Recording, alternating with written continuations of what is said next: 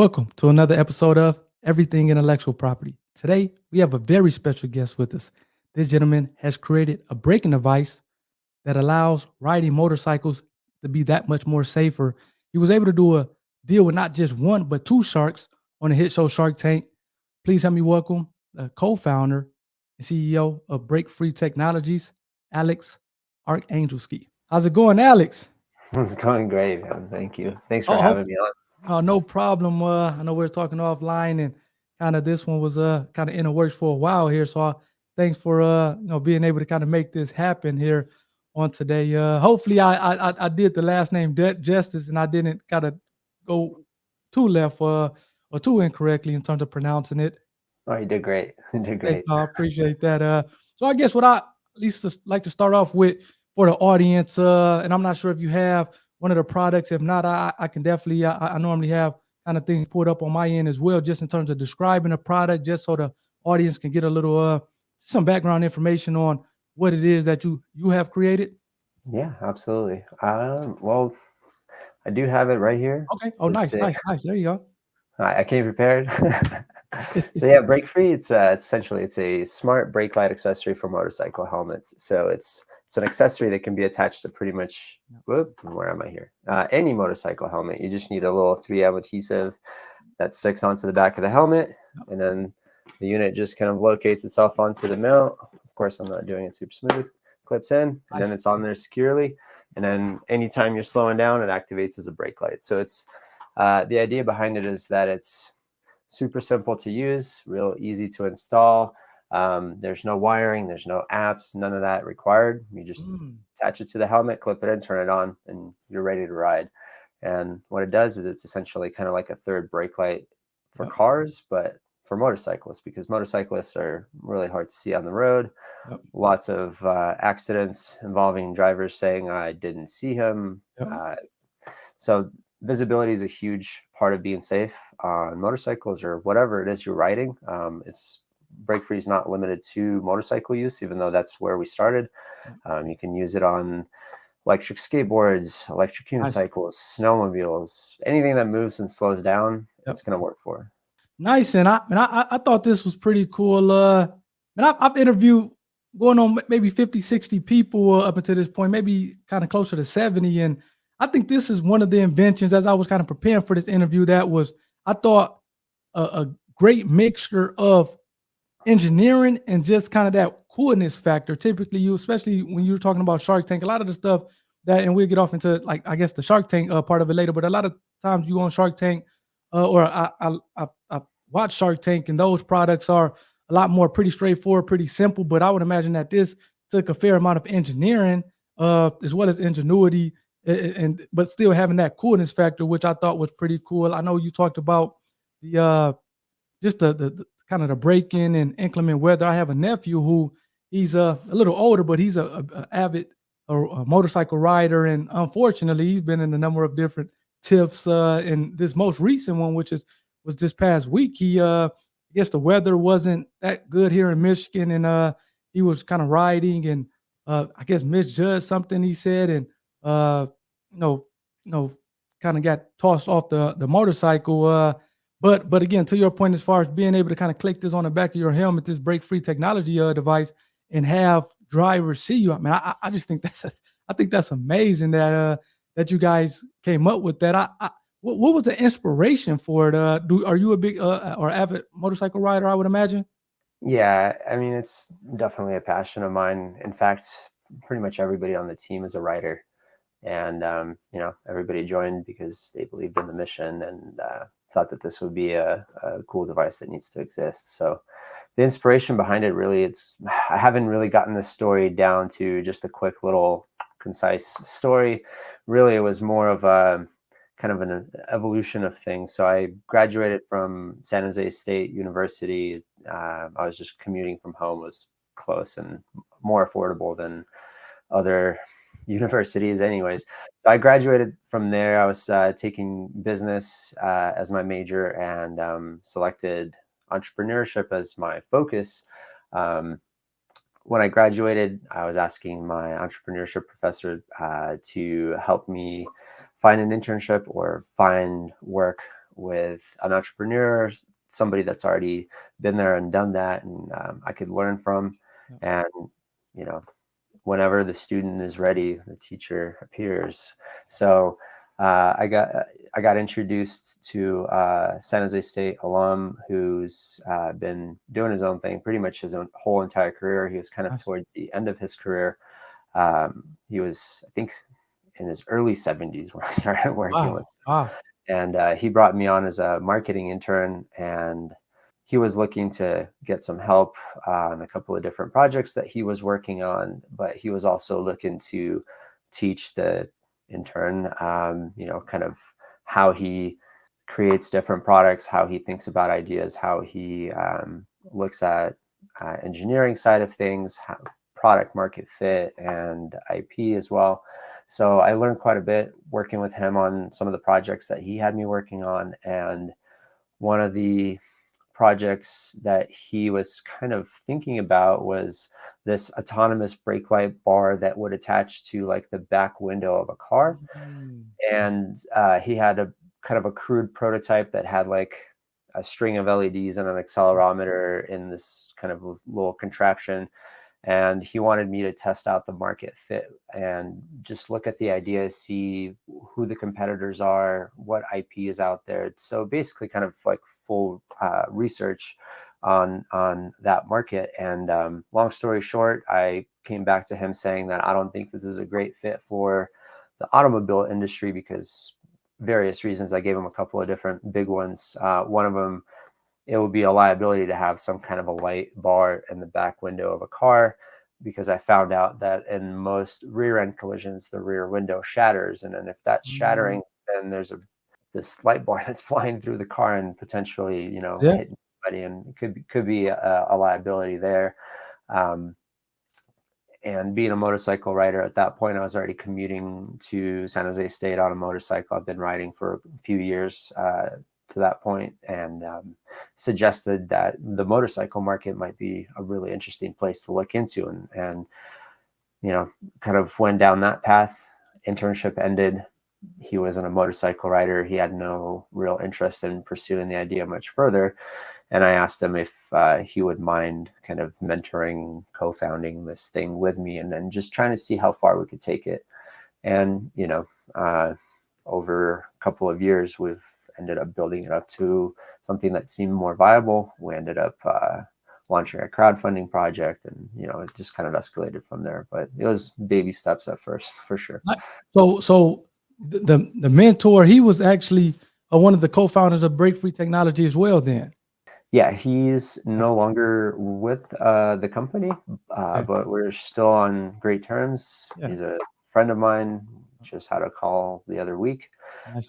We keep in touch, but yeah, I mean, he was worried about the liability aspect of launching this business and felt like he would be potential target for lawsuits and things like that if somebody were to sue us for whatever reason. He thought that he would be the target of that kind of stuff, and he didn't want to expose himself. And we ended up essentially buying him out of the company, for a bargain. Looking at now. And I guess that's interesting that you say that, because I guess, like you said, he's literally trying to put one on like a windshield, which seems like it's a lot more of a potential issue there in terms of liability.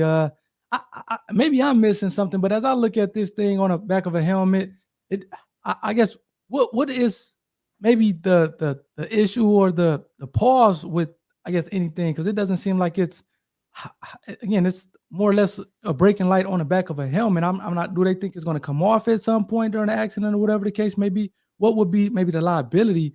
At least that maybe even that you have gotten I guess pushed back with, because I know even on Shark Tank, and again, I don't want to get into it now, but I think maybe Lori was kind of maybe talking about the liability aspect of it. She didn't go into details in terms of from what angle, but I guess as I was kind of thinking about it and kind of looking at the product, and as you just showed the product, I would imagine that there's a lot more things that have bigger liabilities as opposed to like your device.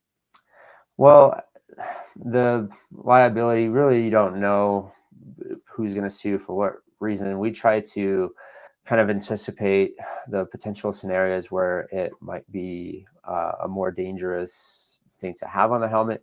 In general, like companies like Arai, for example, they're a big helmet manufacturer, and they're probably like the biggest proponent of safety. They this is not an Arai helmet. This is a Ruroc helmet, and it's Okay. very stylish. It's got a whole bunch of vents and spoilers and all that kind of stuff.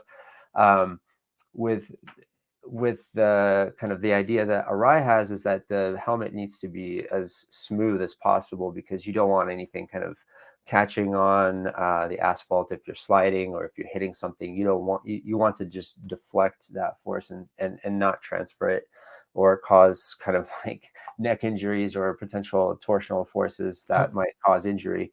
Um, so we've designed the product to come off the mount easily in the direction that we found was the most common way for you to hit the back of your helmet. Gotcha. Most of the time, if you're crashing and the helmet's involved, usually you're hitting kind of like this chin area, the top of the helmet, sides of Yep. the helmet, not so much on the back. And the other part is, you have a battery right here. So the batteries, the whole thing with Samsung batteries and, that thing with cell phones catching on fire on airplanes, stuff like that. If you're, the fear is that if you're in an accident and you're scraping along the back of the unit, it could potentially cause some kind of either electrical fire or some kind of, issue with that. So we've Gotcha. tried to anticipate that, and Yep. we added extra layers of protection, extra Nice. plastic, extra padding and everything. So that way the battery is as secure inside the unit itself. And we also selected a battery that's it's an 18650 cell, so it's inside of kind of a hard casing, so it's not going to expand or explode, or the risk is mitigated as much as Right. possible. For sure. Uh, but you never know. In my Yep. view, I think the benefit of having break free on your helmet Yep. outweighs the risk of uh, potential harm that it might Yeah. cause For in sure. a crash. No, yeah, and it seems like even just that's I guess what you have to do just going through life as far as everything that has this inherent I guess risk to it, and does that uh the the uh the benefit outweigh the risk? That's something that you have to take with, whether you're talking about flying an airplane or even just riding in a car. All those things have inherent risk with it, and obviously, I guess us as society has thought that the benefit outweighs the risk. But I mean, I don't know. That I guess that's interesting. And I guess your point is well taken as far as I guess maybe the different things that people are saying, and it seems like you guys have tried to address things as much as possible to mitigate that risk. You said something about I guess you having entrepreneurship focus in business when going to San Jose State. So did you always know all along that hey, I'm gonna be an entrepreneur as opposed to? 'Cause I know you had some time in retail before. It seems like kind of, and I'm not sure if you're still kind of in retail or not, or if you are with Break Free Technologies full time. But did you always know, even from the beginning, that hey, I'm going to be an entrepreneur at some point? You know, no, I want to say yes, but the truthful answer is no. I've had kind of dreams of starting my own business or doing something, useful or creating a cool product. I didn't know exactly in what space or what it's going Yeah. to pan out to. Um, but my family is not known for entrepreneurship Mm, or taking gotcha. risks and things like Okay. that. My dad's a software developer, and he's always just worked for companies Yeah. and never had any inkling of hey, let's do something new. I have this idea, let's pursue that. So it's not something that I've grown up with necessarily. I didn't really, it was a kind of a aspiration or a dream, but it wasn't anything that I thought might realistically become reality. Right. Right. Um, but I'm extremely happy that I kind of found that for myself, and learned a lot about myself in the process as well. So I feel like this is a great fit for me, and I don't know if I'll ever be able to go back to Yeah. working a regular job because For of sure. just just the freedom of running your own company and kind of setting the direction for your business, Yeah. and the outcome is a result of all the things that you're doing, not necessarily you kind of have more control over your future in that sense. No, yeah, for sure. And you're absolutely right about that. And it seems like one other thing, it seems like the entrepreneurs, they just continue to kind of keep coming up with stuff, keep coming up with products, business ideas.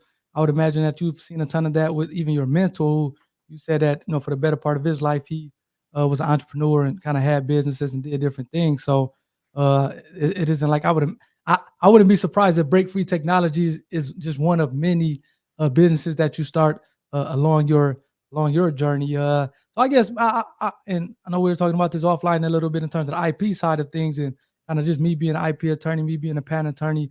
It's always interesting to get people's kind of how they were able to navigate the IP side of things. Some have horror stories, some is kind of relatively straightforward.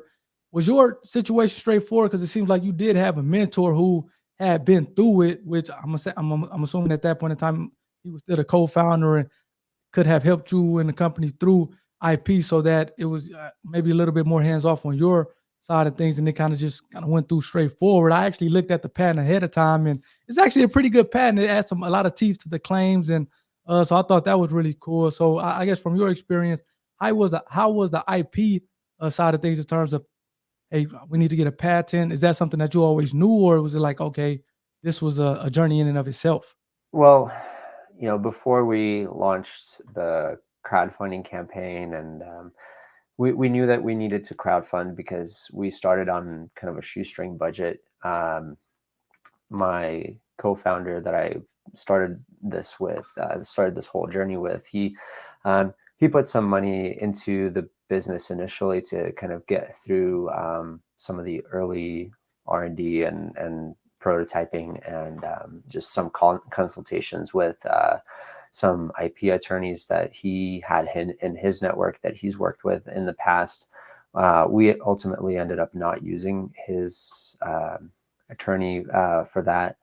But even in school, we were studying the different types of IP, and my decision on IP was, we had a certain amount of money, and I knew I needed to protect the idea before releasing it to public, essentially sharing it with the world. I knew that before we launched the crowdfunding campaign, we needed to protect something about the product, whether it was design or trademark or a utility patent. And so the logic on my side went like this. Essentially, I know that we're a tiny company, and if it doesn't end up working out with this product idea that we have, we did develop a technology for detecting braking completely wirelessly on an object that's able to move around like your head. It's a little bit more complicated than some of the accelerometer based brake lights for like bicycles, and some helmets are starting to come out with just the accelerometer. So the technology that we've kind of developed was pretty novel, and we felt like if we're going to spend money on protecting something, it should be the utility side of things, just to protect the method in which we're detecting braking, and then also some of the potential implementations of the technology and how it could be used. Because we figured if the company this product doesn't raise the money that we want to try and push it further to get it to market, and we're just kind of left with a cool idea but no money to actually get it developed and push it out to through the different stages to production, we thought that potentially we could maybe license the technology to another company, helmet manufacturer, gear manufacturer, motorcycle OEM company. So we felt like that would probably be the best use of the very, very, very limited amount of money that we had. So we ended up going with the utility patent and going forward with that. I ended up getting a recommendation from another friend of mine who launched his business through crowdfunding on Kickstarter. He was working with an IP attorney that was essentially specializing in IoT wearable type of products. He had great background in mechanical engineering. That was his initial degree that he got from a university before he kind of went through law school and became an IP lawyer. He was also on the kind of the litigation side of things as well, to where like he was involved with defending patents for companies, or even fighting other companies that were infringing on claims from their client. And so he had kind of that experience that I thought was unique, and I thought he would be well suited for trying to help us patent our idea, because I looked into what it takes to write a utility patent and that whole process of things. And I understood pretty much right away that it's not something that you're just going to do it on your own by like Googling things around. Yep. I tried to do the same thing with design patent, which got rejected probably because of how I did it. But utility patents, I knew I wasn't going to be able to do it on my own, or I didn't want to, because it was just too complicated for me. No, yeah, for sure. You said a lot of great things in there for sure. It seems like the IP or the patent, in this case, utility patent, was kind of one of the first things that you did, which was it's important stuff. And I would imagine that even as you have kind of had investors and talked to different investors or other outside people, they maybe ask about, hey, is it protected? Do you have a utility patent? I know Dr. Dave Smith, who invented the Q collar for like football players and lacrosse players, that goes around your neck to help you prevent concussions. He kind of talked about, I had him on a podcast several months ago, and he talked about how if you don't have any type of patent protecting it, then you're not going to get investors. So it seems like that was something that you did early on. You actually did. In terms of talking about licensing, have you had any, whether it was OEMs or helmet manufacturers, whatever, come to you to say, hey, they're interested in a license deal? Because I just given a patent and in the quality of it, it definitely seems like that's something that you can maybe license out if you guys so choose at some point. Was that something that was an option? We haven't currently licensed the technology to anybody at this point. The motorcycle industry, it's a bit conservative on innovative things like this. Yeah. So I found a few great advisors within the industry. One of them being, he's now a president of one of major helmet companies for the U.S. market. And based on some of the feedback that I was hearing from them, it's essentially like you have to kind of prove that there's a need for the product, there's demand, and it's something that people actually want and buy, and get it big enough to a point where then it's obvious that the product is useful and the technology is functional, and it's something that could be incorporated into helmets. The other part that I've learned is a lot of like the really big companies, they tend to not license the stuff. They tend to they have whole teams of people nitpicking people's patents. So if they want a certain technology, some companies tend to not even go the licensing route. They just go and try and work around the other company's patent and develop it themselves if it's something that they really want. So unfortunately, we haven't really been able to find an OEM or a helmet manufacturer that would want to work with us. But at this point, where it's not really that critical that we license it out.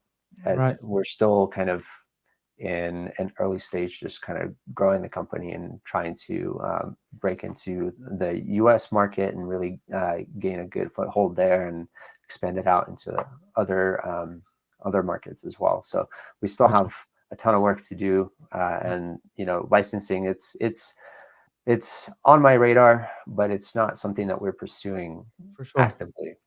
Oh, and that's a good point. I guess you talked about looking to break into the U.S. market. I mean, obviously we know whether it's motorcycles or mopeds, this that's popular not only here in the U.S. but in other countries as well. Have you kind of taken steps to protect it, maybe in say European countries or in just kind of other countries across the globe? We definitely will with follow-up patents, but like I mentioned earlier, we were very limited on funding.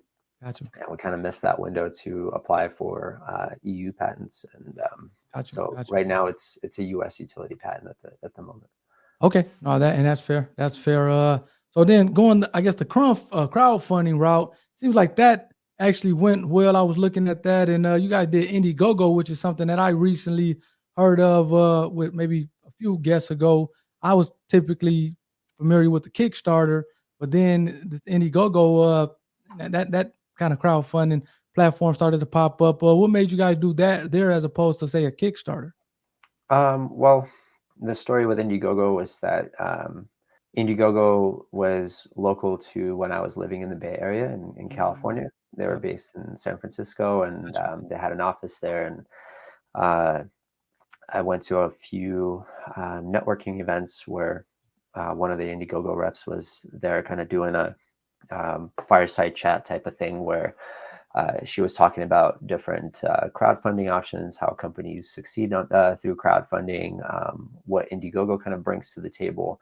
And the thing that really appealed to me was having access to somebody that I could reach out to within Indiegogo to get help in, even before we launched the campaign, to get advice on how to structure everything. I'm not sure if they're still doing that kind of like white glove type of service with Okay. some of the creators that are trying to launch a product on Indiegogo. But at the time, they were very, very willing to, meet with us in person.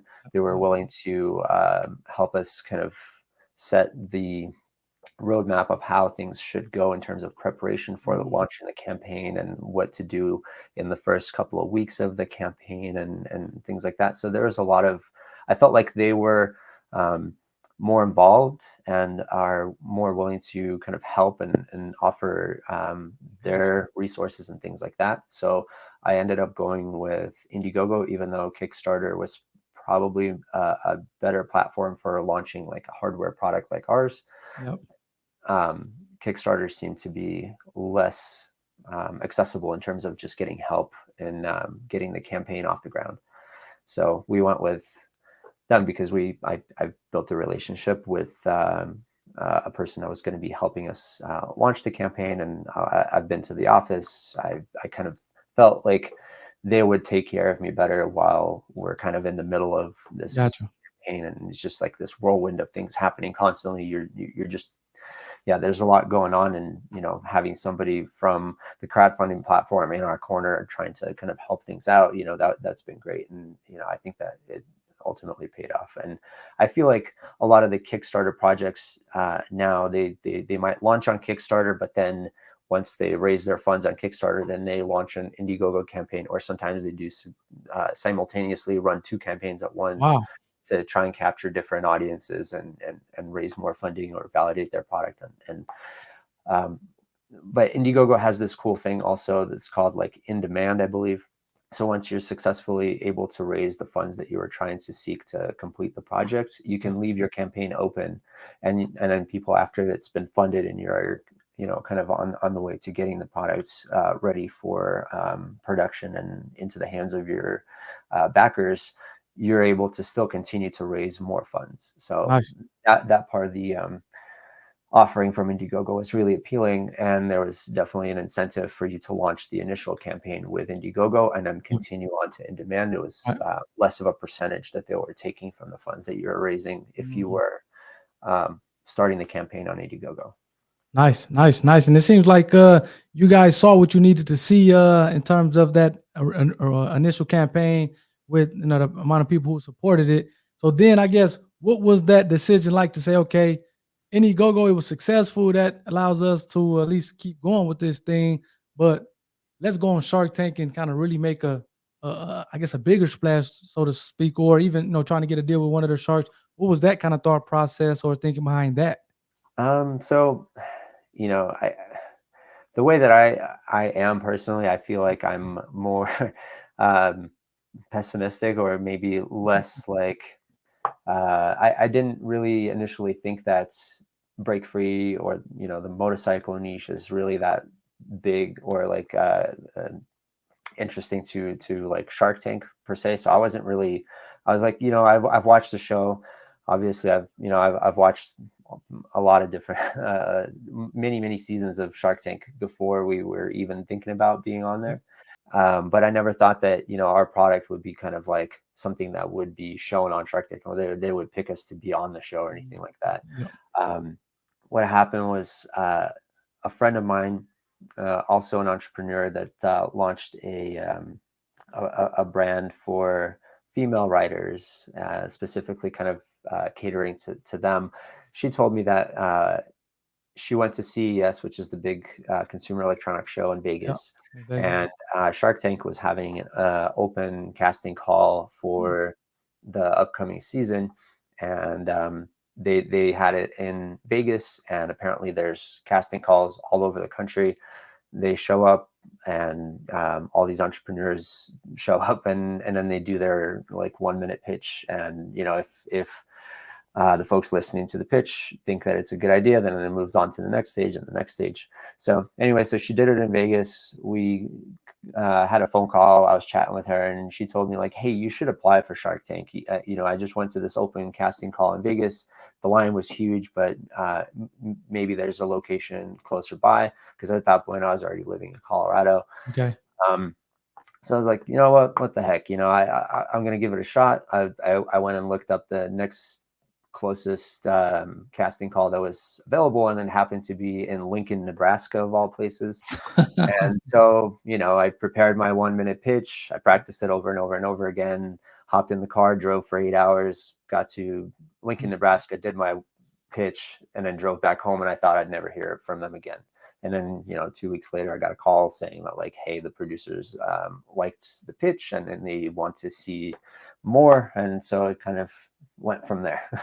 Wow. And then ultimately it seems like, so how many, because you hear like a ton of different stories. As far as I've had people on here who they applied 7 times, people who kind of had to apply a couple times, and then obviously with the COVID, the pandemic, having to do things kind of virtual. So it seems like it has run a gamut. Now, as far as how many times did you have to kind of pitch per se before you actually got on the show? I know you had open the casting call. That was a minute pitch, get the call back.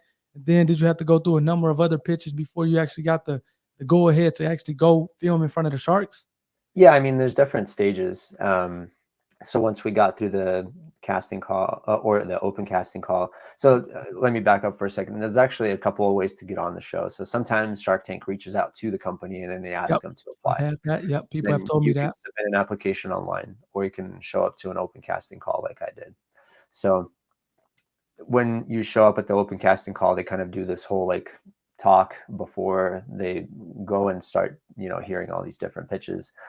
And they tell you that, the chances of you making it onto the show are pretty slim. So don't be disappointed if you don't make it. You can apply again and again if you want. Apparently it's harder to get on Shark Tank than it is to get into Harvard in terms of like the number of applicants versus the number of people that actually make it onto the show. Crazy. So I was like, that was kind of the reason why I was like, oh, okay, well, I'm just going to do this and see where it goes. If you don't try something, then obviously there's no chance of you succeeding in that thing or achieving it. So I figured I'd throw my hat in the ring and see what happens. And, it ended up working out. But I definitely had no idea if it was going to work out in that way. So yeah, after we did the open casting call, we got invited to do a 10-minute video pitch that because they want to see you on camera, but then they also want to learn more about your business. So it's essentially kind of like doing a pitch in front of an investor potentially. So they give you like a list of questions that they want you to answer, and they give you like a week or 2 to get it done and submit it to them. And then if that part checks out, then they invite you to the next stage and the next stage. And so there's it definitely wasn't like, okay, cool, you're good, go ahead and for sure at the studio and we're just going to record you. So yeah, it's definitely a long process to get on there. And it definitely took a lot of time and energy, obviously, to get it done. But yeah. So then you're on the show now. And I actually, again, just in preparing for this interview, just watching that episode, obviously, just a 50-minute, 50-minute hour, kind of back and forth between you and the Sharks, and they kind of get it down to a 9 or 10-minute episode to show on TV. So it's a lot into it. But in terms of kind of doing a pitch, were you nervous at that point? Did you feel confident? I know some people. I had one guy on here who said before he went, I think it was Nightcap It, where it was during the quarantine, so they were kind of quarantined in a hotel for a week or so, and he watched every episode up until that point, just thinking of, okay, based on what it was that they were doing with all questions that they may ask, in terms of being overly prepared for the pitch. But were you kind of nervous going into it? Did you feel comfortable just kind of based on your preparation? How was that actual day or being in the tank? I was extremely nervous.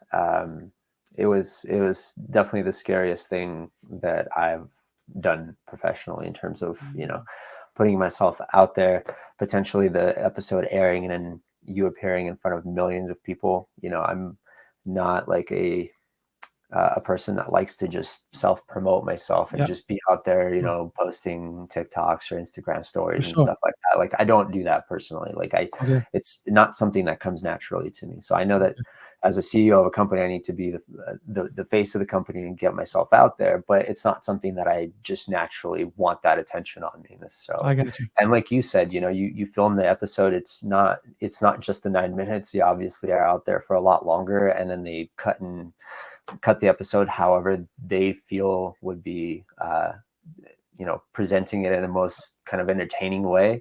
Right. So you don't really know, even after the pitch, you don't really know how it's going to show up on TV. They can make you look amazing or you can come off looking like a complete idiot, and you just don't really know. There's definitely I definitely had a few scenarios of it playing through my head after we did the whole pitch and everything of like, man, they could like show that part and then that would be pretty embarrassing, or like, um, yeah, But I was. your pitch seemed to be again, just watching it at least the way they cut it up, it was more or less, it was pretty straightforward, I think. You guys said what you had to say. It seems like Mark and Robert was always going to be the ones that were, just seems like the better people for the situation as compared to Lori or Barbara. Interesting that I thought maybe Kevin would kind of stay in a little longer. I'm not sure if he actually did during a real pitch, but it seems like on a show at least he kind of maybe dropped out relatively early. But I mean, I thought they cut it up in a way that you guys kind of looked pretty good. Looked like, okay, you guys handled your business. Yeah, no, I mean, we definitely put in the reps and preparing for this whole thing. Like you mentioned, I've watched all of the potentially relevant episodes to us, like anything motorcycle related. Um, I've watched probably, I don't want to say I watched every episode up until that point, but I have a feeling that I probably watched, we were on season 12, and I feel like I've watched probably like solid 8, 9 seasons, and Nice. taking notes on like, Yeah. okay, that worked well, that question might come, and like how are we going to answer that thing. Right. Trying to find kind of like the weaknesses in our business and try and figure out like what can they ask us that would stump us, or like what kind of coming out there with knowledge of your numbers and your market and your product and speaking confidently to that's definitely a part of it. And then the other part that was, the most nerve-wracking is just to get through that first 2-minute pitch that you give in the beginning. Yeah. You know, Yeah. Yeah. that part you have full control over. That's something that you can rehearse. And for me, just from experience from college or business plan competitions and stuff that kind of I did before Shark Tank, knowing that like I will be nervous regardless of what happens. It's totally normal and it's For fine. sure. It's just your body preparing you for something that um, is important to you. And Yeah. so yeah, if you're not nervous, I don't know, something's wrong. But I knew that if we rehearsed it over and over and over and over again, like we would have that kind of committed to muscle memory almost. It's Absolutely. something that would just like somebody could like shake you awake in the middle of the night and you're like, boom, give you a 2-minute pitch and no problem. So in fact, like we had to, after we did the 10-minute video pitch and everything, we had to prepare this pitch and submit it to the team that was working with us on the show. And we had to record it on video. And then I flew out to San Francisco to meet with my co-founder who was living out there, and I was in Colorado. And we probably spent, 2-3 days just doing the pitch over and over again. Really. And we even made it fun. We were like, okay, well, let's go in a distracting kind of busy environment and try and work on the pitch that way. So we were like walking down the streets in San Francisco through crowds of just people, stuff happening, traffic, everything, and we're still trying to do the pitch. So that way, if like, you know, you got your nerves, you got like all that stuff happening, and then you're freaking out, but then you're still able to deliver the pitch. So I thought we were well prepared before, Ah, but even nice. then, you know, when we were getting ready to go up and do our pitch, we were on the set from like 7 a.m. and our pitch was going to be sometime around 11. So there's solid 4 hours of you being able to sit in your little trailer and freak Yep. out for the entire time, you know. So For sure. you know, at that time, you know, I've been like meditating, Mm. practicing that whole thing. So I was just trying to Yep. calm myself down, just like breathing, you know. Yep. So solid couple of hours of just doing that, just trying to calm down, prepare, run through the pitch a couple of times, just calm back down, distract myself a little bit, go grab a snack or something. But yeah, it was definitely the scariest thing. It's like you know, they in the morning when you get to the set, they show you how it's all going to run. They take you Yep. to the set. They show you where you're going to be in the little room. They'll mic you up and all that stuff. Then you're going to end up in this other room, and then the doors are going to open. Like they walk you through the whole Yeah, process, and for they sure. walk you to the studio and show you where you're going to be and kind of what you're supposed to do.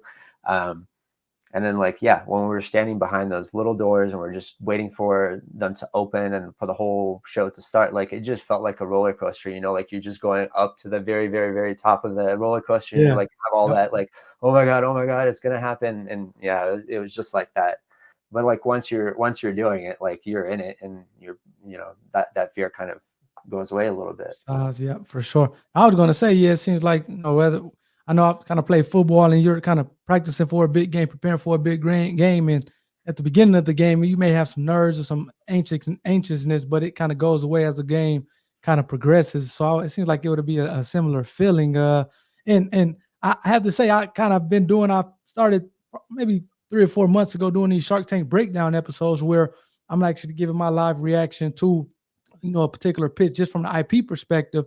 And it was interesting because kind of Mark, a lot of times he, at least the ones that I have done with this past season, he's like unimpressed, but just kind of based on what they were showing of him on the TV screen for yours, he seemed like he was, you know, impressed with what you guys had created and what you guys have done with the break free technologies. And obviously, you know, that led to him as well as Rob making an offer. Now, one of the things that obviously I found out uh, by doing these interviews with contestants on the show, that even though something kind of is a deal on TV, it may not make it to the finish line. Seems like Mark and Rob were pretty excited and I guess they were, you know, excited to kind of work with you guys and kind of work with the technology. Seems like Rob, he's a motorcycle rider or whatnot. But did things kind of make it to the finish line, or for just kind of one reason or another, it kind of just didn't play out the way you guys would have hoped? So yeah, we kind of have a unique story on. I don't really know too many other companies that had a similar experience. We filmed at the end of 2019. We filmed in September of 2019, so pre-pandemic. We did the Okay. show. We recorded. We you know we got the deal on the show, and we were all excited and got introduced to their Robert and Mark's teams. Yep. They started their due diligence process. We submitted all the responses to all the questions that they had for us. And yeah, the deal unfortunately fell apart in February, and it wasn't completely clear to me at the time what caused it, because kind of from our perspective, we are very transparent. We Yeah, didn't for sure. really embellish or hide or any facts or anything like that. So we thought that it's like once we got through Shark Tank and got the deal on the show, like I think it's not on the show itself, but like I think either Mark or Robert commented saying something like, "You guys must be like the most honest entrepreneurs or most transparent entrepreneurs that we've had on here," because we just basically kind of spilled the beans on everything. Like we told them like we have this many pre-orders, we have these risks, that this is kind of like the next phase, this is what we need the money for. And Yep. essentially we thought we were, we told them the whole picture. We submitted the Yeah. same stuff in the due diligence documents, and it seemed like it was taking them some time to get through it. But then once Mm. they started to actually look at our stuff, um, some of the questions that were being asked were kind of like, it looks like you didn't really watch the show or read our stuff. It seemed like you were just asking like weird questions that were pretty, it's already answered in the document. But Self-explanatory, it um, seems like you're saying. Yeah, and then the pandemic, became this huge thing. It was affecting everything. So I'm guessing it probably had to do more with the pandemic than it had to do with Got you. us. But Yep. regardless of the fact that the deal fell apart, it looked like the show wasn't even going to air. But then we got a call back from the show in May saying that, like, oh, the Sony bought the episode for the following season. So typically, if your episode's not going to air, it's never going to air. Yep. But in our case, they ended up coming back to us and saying, like, hey, your episode is actually going to air the following season. So our episode was kind of like sandwiched in the middle of all of these episodes that were filmed during the pandemic, Yep. where they're like behind a little shield and everybody's kind Yep. of distancing and that whole thing. And then our episode came on right after, like, and we were hugging it out and doing all this stuff. And then so some of the comments were like, how are they hugging? Like, this is not safe. This is like, it's like, yeah, we filmed this back in 2019. No, But yeah, so it was definitely unique. and I think Click and Carry maybe had a similar experience. And It's the same thing. Yeah, yep, exactly. Kim Well, yep, I interviewed her last week, and she's a great. That was a great interview. She mentioned the same thing in terms of her being picked up. I think the following season, which typically doesn't happen. And like you said, kind of as those kind of pandemic episodes came out, so to speak, and everybody's social distancing, and kind of she's I know her episode kind of looks out of place when it Yes. comes out in the season, which that was pretty that was interesting. And I actually had one person, I can't think of the name offhand, but they had maybe a similar situation in terms of, man, obviously deals maybe fall apart for one reason or another, but they were kind of looking to maybe go back and kind of seemed like they were a little bit more further along in their business. So they're thinking about going back to Mark and saying, hey, is this something you want to kind of get or be a part of or get down with, at least at this point in time? Because he was initially in, but then, like I said, it didn't go through. But the gentleman was saying he was looking to maybe go back since he was a lot more further ahead in the business to see if Mark wanted to kind of just come back in and kind of do some things, just kind of be a part of it. So is that something that you had thought about with Mark and Rob, or is it like, not really? It was something that we were thinking about initially, especially like when we found out when the episode is going to be airing and Yep. everything. We try to reach back out to Mark and Robert, but we don't have like a direct contact with Yeah, it was like the team or or whatever. Robert. We have the folks that kind of handle all of the behind the scenes kind of stuff for Yep. them, and we kind of got this. I don't even remember if we got a response or like a quick, like, no thank you type of thing Okay. just before it aired. But at this point, I don't know exactly if that would really make sense for us to give a Okay. big chunk of the company away, Yeah. especially now that we're the big struggle that we had. And the main reason we were on the show is we raised the money through crowdfunding, and we had enough money to complete the fulfillment of all of the pre-orders. We got it. We got the products completely done. Everything is finished in terms of like certifications and packaging, and everything was ready to go. But we needed funding for the first production run to get things kind of off the ground and start to actually sell the products. And so that was one of the main reasons we were on there. But once the deal fell apart and we kind of had to figure everything out on our Yep. own and raise the funds for that first production run ourselves in the middle of the pandemic in February and March of 2020, it was not a great time to seek investors or look for funding. We managed to pull through it anyways, and we Nice.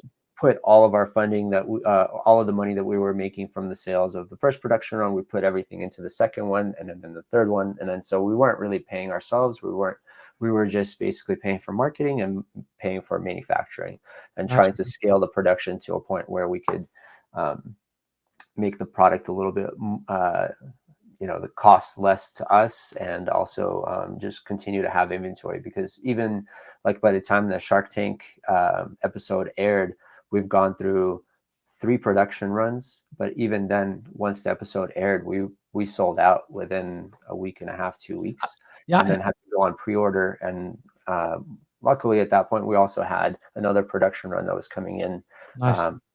a month after the episode aired. But yeah, I mean, I'm sure we would have sold even more if we had more in stock. So at this point, I don't think it would make a ton of sense, because we've already gotten into the industry, made the connections that Yeah. we needed help making in terms of dealer contacts and industry contacts and everything like that. So I don't know if I would necessarily go back Yeah. um, to Mark or Robert at this point, but I don't want to say rule it out, because I mean, obviously, they bring a ton of value to any of the companies that they're working with. So possibly in the future, but not immediately right now. No. No, for sure. And I was gonna say, it seems like just kind of having that exposure, being on the show and having it air, kind of made things kind of go through the roof, which it did. So I guess at this point in time, has things kind of stabilized for you guys? It seems like you said you kind of met the industry contacts, and it seems like kind of selling products and things like that to the point where it doesn't make sense to give a big portion of the company over. So because I guess, does that mean things kind of really have stabled out for you guys, and kind of you guys are kind of just kind of chugging along here? Yeah, I mean, yes, I'm happy with how everything's going right now, but there's obviously way more that we could be doing. So, Yeah, there's for there's sure. lots to do always, it seems like. But yeah, I'm finally have a salary and I can afford um, just, a livable wage for Sure, myself and sure. pay my employees and, kind of handle that side of the business and continue to grow our marketing budget and continue Nice. to attend more events and Yeah, that kind of stuff. So in that sense, yeah, we're doing pretty good. I mean, nice. could be better, could be worse, but No, I yeah, feel like we're doing all right. right. No, you guys are kind of making it work, which is a good thing. I guess I always like to ask, seems like maybe Shark Tank was maybe the biggest breakthrough, but I always like to say, what was the biggest breakthrough with the company or the product? And then I guess on the flip side of it, what was the most kind of challenging thing with the company or the product? Um, well, let's see. Yeah, I mean the biggest breakthrough, yeah, Shark Tank, obviously, that was a huge thing for us. It definitely got us out there. It definitely accelerated the sales, and people discovered our company and our products through the show. We've got a lot of contacts from dealerships and other folks that wanted to work with us. So Shark Tank, the effect of that was, it's immeasurable. There's a lot of different Nice. kind of like non-tangible things that happen because For you were on sure. the show. And now I'm on IMDb. I'm kind of a Z-list celebrity nowadays. It's no, I'm kidding. Um, but yeah, the most challenging thing I feel like was when everything kind of fell apart during the pandemic with the episode, with the deal. It was definitely a really challenging time for me. It was kind of this like roller coaster ride where you're like feeling like you're on top of the world Yep. once you got your deal and you feel like, you've made it, everything's going to work out great. You've got this incredible team behind you now. You got Mark and Robert that are going Yep. to just make this thing like the next biggest thing. And, like you're set. And then all of a sudden everything comes crashing down. Like a year worth of work of you trying to get on the show and do all this stuff kind of feels like it was for naught. Having no funding, the pandemic raging, the producers calling, telling you that the episode wouldn't be airing that season. That was a really challenging time for me personally. I feel like I've gotten into a bit of a funk, feeling, Mm. I don't know. I don't really have depression per se, but I feel like Yeah. that's the closest I've come to Gotcha. just feeling like, man, like, what do I do now? Like, um, trying to raise funding in a very short amount of time to get the product out onto the market in kind of the beginning of a writing season, instead of missing that whole cycle and having to wait a whole year to launch the product. It just seemed like, I was scared that the team's going to get discouraged and not want to continue forward. I I got was you. worried that we're not going to be able to raise the funds that we needed to get the product off the ground and into production. Yeah. I was, being an entrepreneur and putting all of this time and effort into a company that's not generating any income obviously puts a ton of stress um, on the family. I was married. I had two kids. We have a mortgage and all that stuff. I was working all these different like side jobs and all this other stuff that was kind of taking me away from the thing that I was trying to do full time. And then now that this thing kind of imploded, it just felt like I was like, what Yeah. do I do now? Like Sure. it just seems like all this work and all this kind of everything leading to the launch of the business and potentially becoming successful as a startup, it just felt like it was a major setback. And we rallied the team. I was very proud of how the team responded to the whole thing. We were like, you know what, we'll make it happen anyways. And I was like, awesome, let's keep going, like with the team behind it. And I was willing to run through walls for those guys. So it's it's I'm very much a team person. I've always enjoyed team sports and things like that. So like having the team kind of behind you, it gives you that energy to keep pushing and to overcome the funk that I was in, and just to continue like, okay, like what do we do now? Let's figure out this next problem, the next problem, and so forth. So I feel like that was probably the most challenging time for me. And I actually like the candidness, because that's, again, really a part of entrepreneurship. I know a lot of people think it's like going to be this kind of this incline, just never ending incline. But it's almost more so like this sine wave here, and just having to kind of try to not get too high on the highs and not too low on the lows, but kind of stay even keel. And obviously that's like a cliche and it's easier said than done. But again, when life happens and you have real things at stake, like you said, kids, wives, and kind of doing different things, mortgages, whatever the case may be, and things aren't like looking bleak or whatever the case may be, hey, it's easier to kind of say, kind of stay even killed, or that's part of business or whatever, when you're kind of going through it in real time. I definitely appreciate just the candidness with that, because I think that's something that just kind of aspiring entrepreneurs, or even like entrepreneurs are out there kind of going through it and thinking the world is coming to an end. It's like, no, you can get through this. It seems like you and your team were able to rally behind the situation and kind of come out of it. And that's great to hear. And like I said, I just appreciate the candidness with regard to that. I guess I did maybe want to ask a couple final questions here, because I always ask about the new products. I know a lot of times people want to see that someone has a product line. It's one thing to have just maybe one product or two products. It's a different thing in terms of having a product line that has a number of different products that people can go and purchase. And I know you talked about earlier with a break-free tech, and I think the name is perfectly suited in terms of break-free technologies. This doesn't say, even though it's applied initially to helmets for motorcycle riders. Obviously, you can have moped riders, but you talked about being on skateboards or just different things that are in motion that people ride, or that people maybe have a hard time seeing. So I guess, is it any plans for expansion in the future towards these other sports, or these other like motion moving objects, such as maybe a skateboard or skis or whatever the case may be? Yeah, definitely. We definitely have a few things in the works right now, kind of iterating on the existing product, trying to make it as good as possible.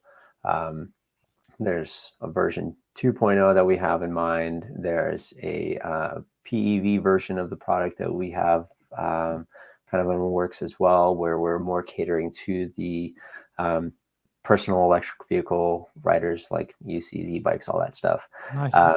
They have slightly different needs and different requirements for where they would like to mount, different features that they're seeking, not necessarily the same as what the motorcycle riders would want. So Break Free is a very much safety focused product for motorcycle riders, but for the PEV world, we're looking to make something that's a little bit more kind of unique and individualized, to where like you can have different color schemes and different different other modes and things like that. And so yeah, we're definitely working on something like that for the future.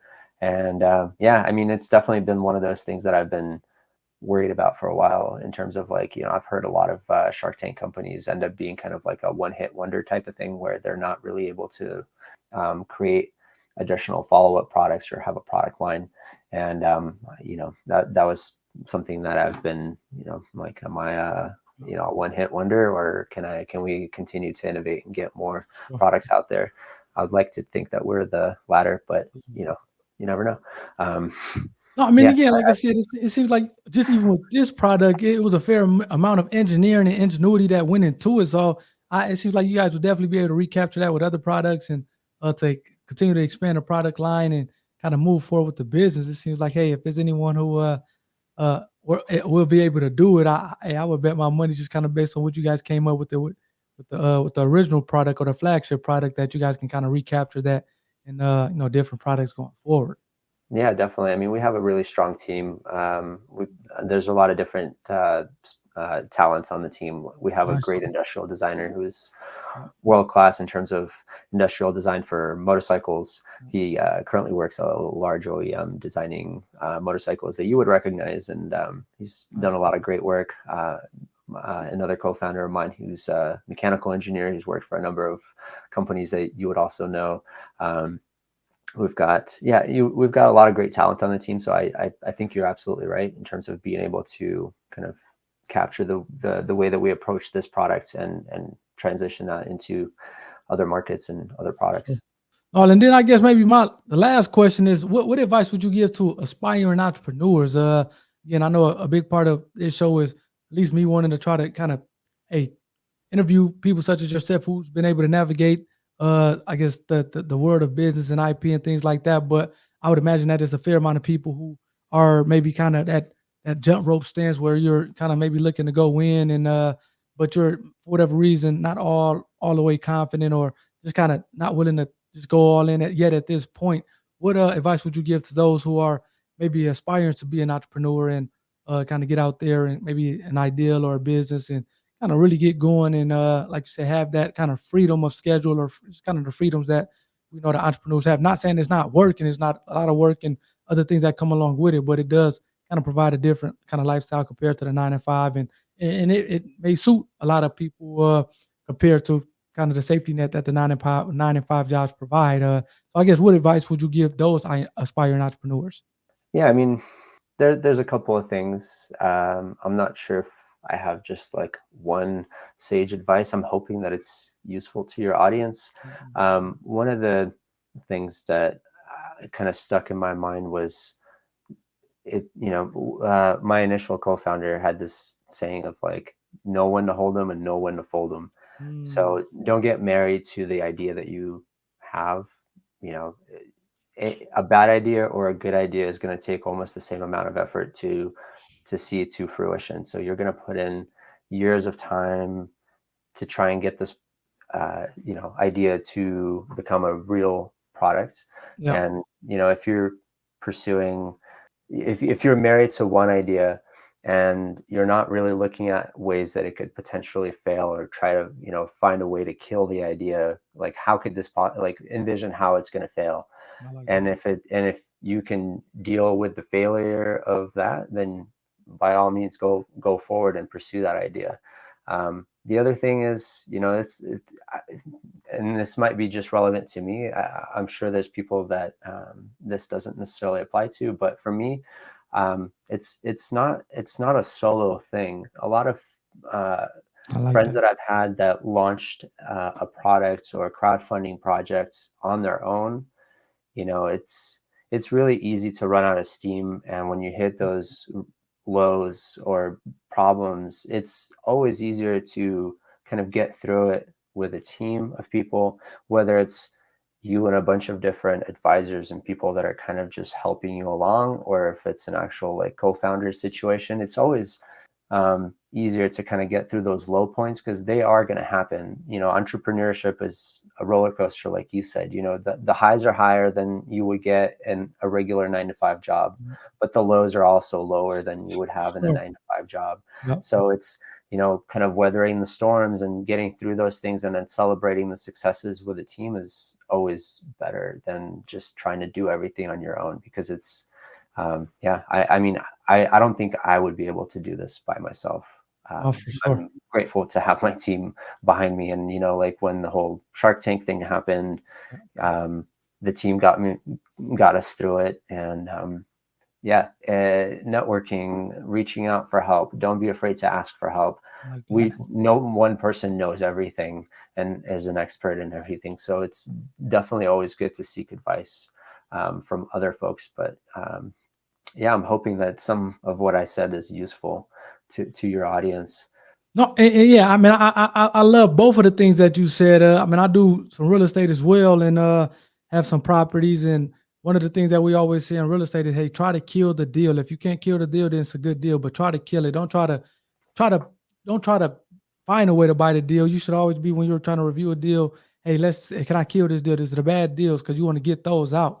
It seems like that what you were saying as far as, hey, don't go into this thing trying to kind of make your ideal work, but to the extent that you have an ideal, try to maybe find out reasons why you shouldn't be doing it. If I'm hearing it correctly, and to the extent that you still feel at the end of it that is worth pursuing, then at that point pursuing. And then yeah, I mean, obviously you talked about being a team sports. I play football and I'm on a number of teams still to this day, and it's it just on both sides. We talk about the highs of the highs and the lows of the lows. If I'm celebrating winning, I don't want to celebrate winning by myself. I want to celebrate winning with the team. And again, the same thing. If I'm kind of going through a tough time or a loss, I want to be able to go through that with uh, a team that's going to, we can kind of really rely on each other to get each other through, as opposed to kind of going through it myself. And it seems like that kind of maybe exacerbates things and amplifies things, because it's just you alone trying to get through this thing. So yeah, I love both of those points that you made, and I definitely know that the audience definitely benefit from them. So I guess with all that saying, audience, this was another great episode. Alex dropped a lot of jewels on this one. Hopefully, you guys had the pens, the papers out, taking notes, and hopefully, this got you closer to maybe even not being an entrepreneur or being an entrepreneur. Either way, definitely, we thank Alex for coming in, stopping in, and kind of sharing some time with us. And until next time, audience, have a good one.